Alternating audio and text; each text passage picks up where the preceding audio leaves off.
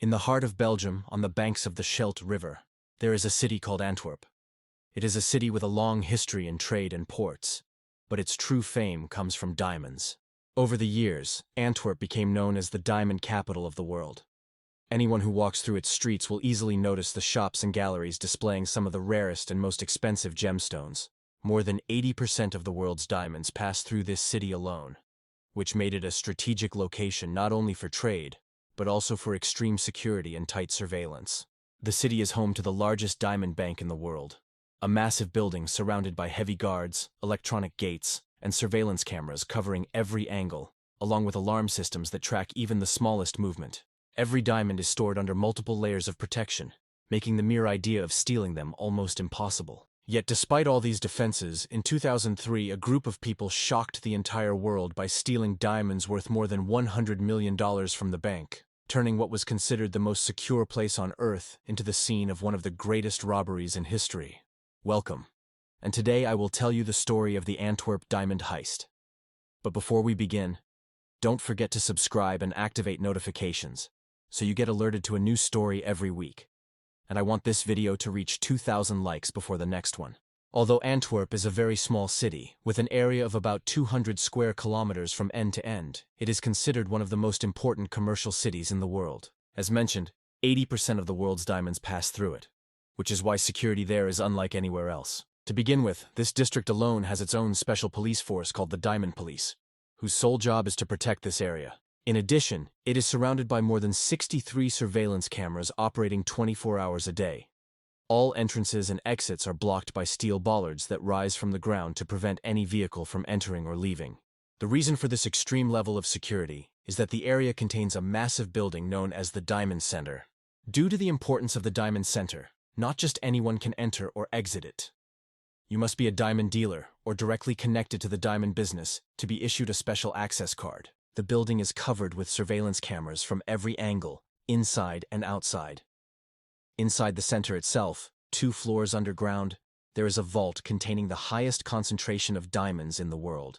The vault is essentially a fortress, protected by 10 layers of security, each more difficult than the one before it. First, there is the vault door itself, weighing 3 tons of solid steel, 30 centimeters thick, designed to withstand continuous drilling for 12 hours, assuming anyone could even drill through it. Beneath the door is a seismic sensor that triggers alarms throughout the entire area if any intrusion attempt occurs. At the center of the door is a large rotating lock that opens with 4 secret codes, each consisting of 2 digits, meaning anyone trying to guess would face millions of possible combinations. Even if someone somehow got the correct code, the vault would still not open without a special key that is 30 centimeters long, a key said to be impossible to duplicate. Even if someone passed the key stage, there is a magnetic field between the door and the wall, and if that field is broken, an alarm rings throughout the entire district, not just inside the building. After all that, there is a second steel gate that requires another key before entering the area where the safety deposit boxes are located, each box secured with its own client-specific key. The room itself is protected by surveillance cameras everywhere, along with light sensors, motion sensors, and heat sensors that detect even the smallest temperature change. Simply entering the room with body heat alone would be enough to trigger the alarm. In short, it was a masterpiece of security engineering, and logic says that anyone who even thinks about breaking into it must be insane. The insane protagonist of our story who decided to take this risk was Leonardo Notarbartolo. Leonardo was an Italian man, born in 1952, and he used to say about himself that he was born to be a thief, and his history proves he was telling the truth. His first theft happened when he was only 6 years old. His mother sent him to buy milk, and when he found the vendor asleep, he reached into his pocket and stole 5,000 lire, about $8 at the time. His mother beat him when she found out, but for him, he had already found his path in life. When he entered school, he began stealing from his teachers in elementary school.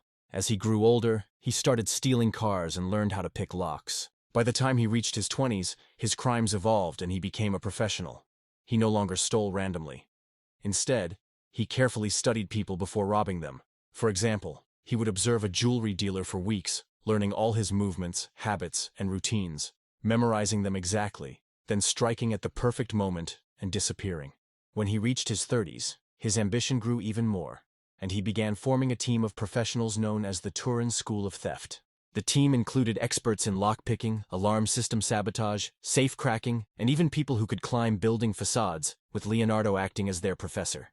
Thanks to his elegance and charm, Leonardo could earn the trust of his targets to the point where they would invite him into their offices, workshops, and even vault rooms to inspect goods. Because of his exceptional memory, the moment he entered any place, he memorized every detail, tracking all security devices and measuring spaces in his head. Weeks or months later, he would return with his team and clean the place out completely. As his confidence grew, he turned his attention to items that were light in weight but extremely valuable: diamonds and jewelry. Gradually, he built connections in the black market who could move large quantities without attracting attention. Because his operations were flawless, he even opened legitimate diamond shops as fronts. One day, however, one of his shops was attacked and robbed. This incident deeply angered him and pushed him to compensate for the loss at any cost. As a result, in 2000, he decided to raise the level of risk and challenge himself and the world by planning the greatest robbery in criminal history, a plan based not on force or destruction, but on patience and deception. He first established a fake company, presenting himself as a major diamond dealer. He then went to the Antwerp Diamond Center and introduced himself as an Italian dealer from the city of Turin. Because he was well-dressed, articulate, and confident, no one suspected him for even a moment. He even managed to reach the building's director, and with smooth talk and persuasion, he succeeded in renting a small office inside the center itself. This step allowed Leonardo to obtain an access card that let him enter and exit the building at any time, and more importantly, it gave him the right to rent a safety deposit box inside the underground vault. At that point, Leonardo had gained the key to the hardest place to access in the world. For over 2 years, he continued playing the role of a dealer, traveling from Italy to Antwerp twice a month, making deals and buying stones to build his reputation as a trustworthy trader. Gradually, his face became familiar to employees and dealers. From time to time, he would enter the vault under the pretense of storing items in his box, but in reality, he was conducting reconnaissance.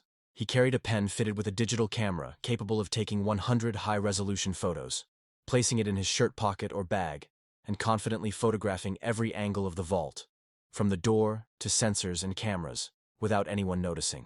These photos gave him a complete blueprint of the vault, and he continued this until 2002. One day, while sitting at a cafe in Turin, he encountered an old acquaintance named Fernando Finotto. Fernando was a massive man with prominent muscles, so strong that he was nicknamed the Monster among Turin's gangs. He truly lived up to the name. Capable of opening any lock, mechanical or electronic. Leonardo told him about the plan, and Fernando agreed immediately, confident they could pull it off. Still, they needed a mastermind for alarm systems, so they recruited Elio D'Onorio, nicknamed the Genius, an expert in electronics and alarm systems said to be capable of disabling any security system in the world. That gave Leonardo the brain and the muscle, but they still needed someone to handle the key stage. That role was filled by an unknown figure known only as the King of Keys, a legend capable of forging any key no matter how complex. Leonardo also insisted on involving his lifelong friend Pietro Tavano, nicknamed Speedy, for his fast driving, who would wait outside as the getaway driver. After assembling the team, they needed the building's blueprints. Leonardo personally approached the building director, claiming he wanted to expand his business and needed the architectural plans. Shockingly, she gave him not only the office layouts, but the complete building plans, including the vault. Using these, they identified a garage entrance on a side street that bypassed inspection systems. Leonardo continued visiting the building, befriending staff, and even accessing restricted areas like the security room under the guise of socializing with guards. He discovered that guards only monitored cameras while the vault was open during the day, and once it was locked at night, they went home, meaning no one actively watched the screens overnight.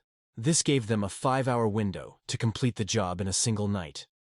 Months before the robbery, the genius entered the building disguised as a maintenance worker, using Leonardo's access card and a forged work order.